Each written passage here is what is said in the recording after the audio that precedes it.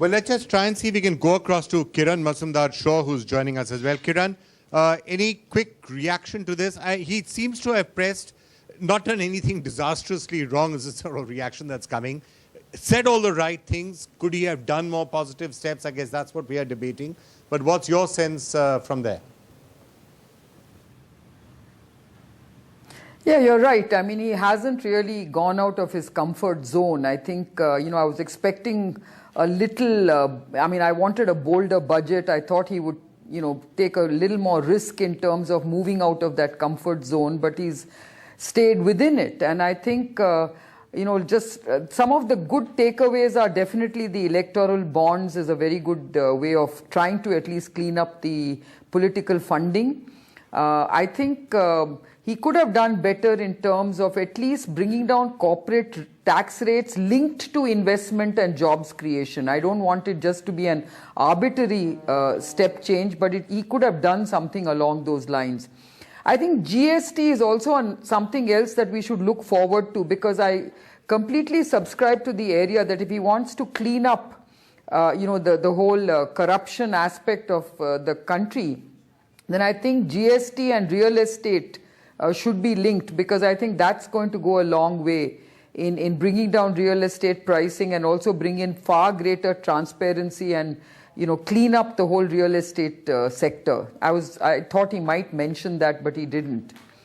I think there was no impetus for exports. I just felt that the private sector does need some impetus to drive investment, to drive exports. We do need to take cognizance of what's happening across the world in terms of tax rates, as you said. After Brexit, I think UK is wanting to bring down its corporate tax rate. Trump has talked about bringing down corporate tax rates in the US.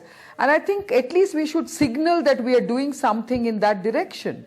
So I agree with you, we should have done something about it, although he has sort of basically done that messaging for the MSME sector, but I think he could have done something for the larger corporate sector, but linked it maybe to investment and jobs. I was hoping that he would really speak about, science and technology and innovation. Maybe I need to read the fine print, whether there's extra investment in that sector.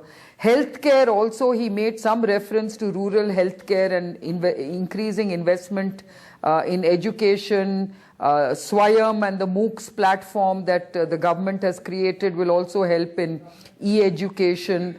A few platitudes here and there, but maybe he's just played safe. I wish he had been bolder.